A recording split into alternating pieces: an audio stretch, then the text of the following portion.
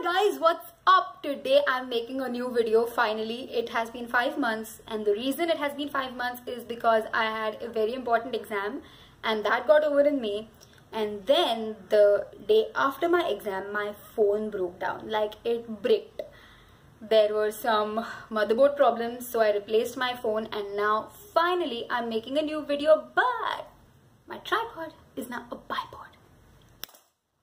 I'm gonna persevere and I'm gonna make a video anyhow. Hello subscriber, welcome to your tape. As you might have guessed, we are talking about 13 reasons why. This is a show that became immensely popular this year, and there was a book by the same name. Now, I actually read the book. I did not watch the series because I did not like the book, but I read the book because usually when you read a book and then you watch a series or a movie about it, it turns out that the book is better. So I thought first I'd read the book and then I'd watch the series. I read the book. I just didn't have the mental strength to watch the series again. It was too much. I just didn't like it. The first reason that I really didn't like the book, the plot, is because Hannah uses suicide sort of like a punishment to those who tormented her during her life, and that's something that suicidal people generally tend not to do. I mean, suicide for them is a way of escapism, not to punish someone or to make someone realize what they have been doing to that person. A lot of these plot points were just put in there because 13 reasons why sounds much more creepier than 5 or 6 reasons why. So, you know, they just add more masala, more traumatic incidents to her life and make it 13 reasons why, because a lot of those incidents, even somebody who is suicidal or depressed wouldn't consider those as reasons to commit suicide. Of course, there's no valid reason to commit suicide, but at least sometimes, most of the times, when people commit suicide, their reasons are intense. They have done things that leave a lasting impression on their mind. So somebody commenting on your ass, or somebody spreading rumors about you, somebody taking away your notes of encouragement, I just don't think these are valid reasons that somebody even depressed or suicidal might consider in order to commit suicide. One more reason that I completely despised the book is because of her interaction with her parents.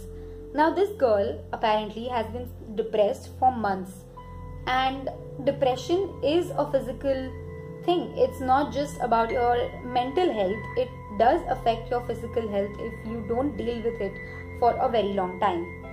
Now, the ways that depression affects your physical health is it causes big drastic changes to your appetite. It causes big drastic changes to your sleep cycle. It might cause you skin or hair problems. It brings you to a state where it feels like it's physically impossible to get out of bed in the morning. Now, all these things are signs that her parents should have noticed. She might not be completely close to her parents because unfortunately we live in an era where it's an us versus them situation between parents and children. So children don't confide a lot with their parents. So even if the parents don't know what's going on exactly in her life, they should spot these changes in her behavior and health and skin or hair, whatever.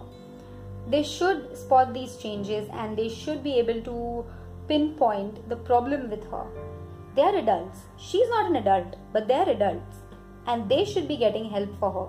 Also, side note, just a small doubt that comes up in my mind is that if this group of say 6 to 7 people, this is the group that causes her so much mental trauma, why is she continuously hanging out with those people?